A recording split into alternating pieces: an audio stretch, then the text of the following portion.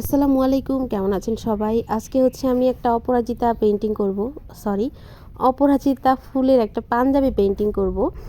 তো এই পাঞ্জাবিটা আমি কিছুদিন আগে পেইন্টিং করেছি। নর্মালি এই পাঞ্জাবিটার প্রথম আমি ডিজাইন করেছিলাম যখন আমি পেজে রেগুলার ভিডিও দিতাম না, তখন 2000 একদম 22 সালের দিকে, 22 সালের শুরুর দিকে পাঞ্জাবিটা আমি প্রথমেই ডিজাইন করেছিলাম। আলহামদুলিল্লাহ এইটার অনেক ভালো রেসপন্স তখন পেয়েছিলাম। এর মাঝখানে আমি এই 24 সালে এটার আপডেট দেই নাই, কারণ পুরো 23 সাল 22 সালে এটার ডিজাইনটা আমি অনেকবার রিপিট করেছি। এরপরে আমি 24 সালে এটার হচ্ছে আমি আর আপডেট দেই না। এটার অর্ডারটা একটু কম আসছিল, আর তাড়াহুড়োতে অর্ডার আসলে আমি হচ্ছে পেইন্টিং ভিডিওটা করি না।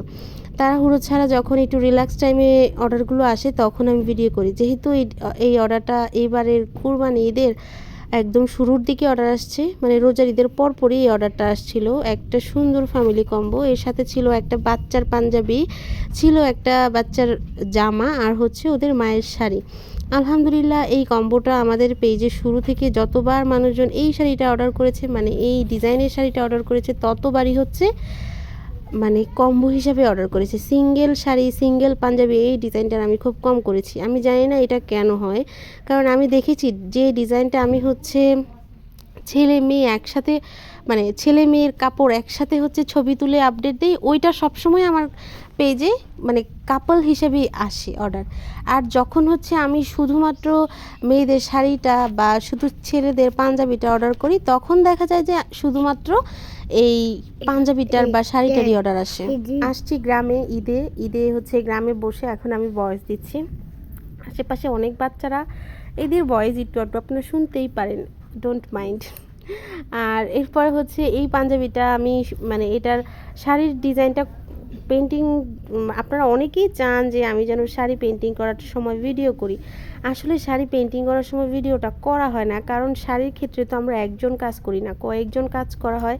আর সবার ক্ষেত্রে হচ্ছে, কারণ রুমের মধ্যে ওইভাবে ভিডিওটা করার সম্ভব না। শাড়ির ক্ষেত্রে হয় আমার ছাদে যেতে হয়, বেলকনিতে বসে যদি করা যেত তাহলে আপনাদের জন্য আমি ভিডিওটা করতাম। আমি এত বেশি রিকোয়েস্ট পাই শুধু শাড়ি পেন্টিংয়ের জন্য, আমাকে ইনবক্সে, তারপর হচ্ছে ইউটিউবে, টিকটকে প্রচুর মেসেজ আসছে শুধু হচ্ছে শাড়ি পেন্টিং ভিডিও দেওয়ার জন্য। আমি চেষ্টা করব কিছুদিন পর থেকে রেগুলার শাড়ি পেন্টিংয়ের ভিডিও দিতে বা বিভিন্ন শাড়ি পেন্টিং সম্পর্কে টুকটাক কথাবার্তা বলতে, কিন্তু এইভাবে সম্ভব হচ্ছে না আমি রেগুলার শাড়ির ভিডিও দিতে।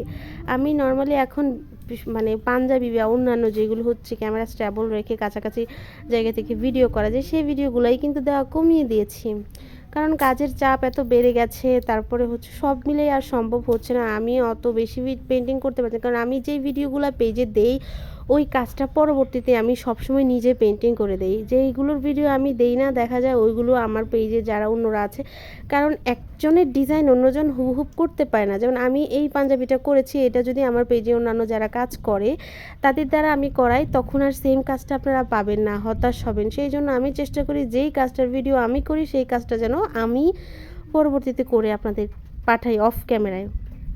অন ক্যামেরায় যেটা আমি করব সেটা মনে করবেন যে পরবর্তীতে আমিই করে পাঠাই, কারণ আমার পেজে তো আমি একা কাজ করি না, একা এত এত প্রোডাক্ট কাজ করে পাঠানো এটা একদম অসম্ভব ব্যাপার। যাই হোক, কথা বলতে বলতে আমার এইটার পেন্টিং প্রায় শেষ, ফাইনাল লুকটা দেখাই। শুকানোর পর হচ্ছে এই যে পাঞ্জাবিটার ফাইনাল লুক। এটা কিন্তু আকাশি রঙের একটা পাঞ্জাবি ছিল। এখানে পরের দিন আমি এটার ভিডিও ক্লিপটা নিয়েছি, তখন কালারটা হালকা একটু অন্যরকম হয়ে যায়, কারণ আকাশ খুব মেঘলা ছিল। আর এটা হচ্ছে এটার জামাটা, আর তখনও শাড়িটা ভালো করে শুকায় নাই, সেই জন্য আমি শাড়ির ক্লিপটা নিতে পারিনি।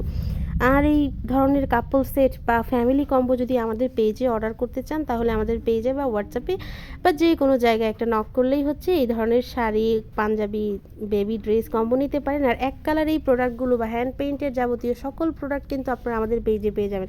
সবাই ভালো থাকবেন। আসসালামু আলাইকুম, টাটা।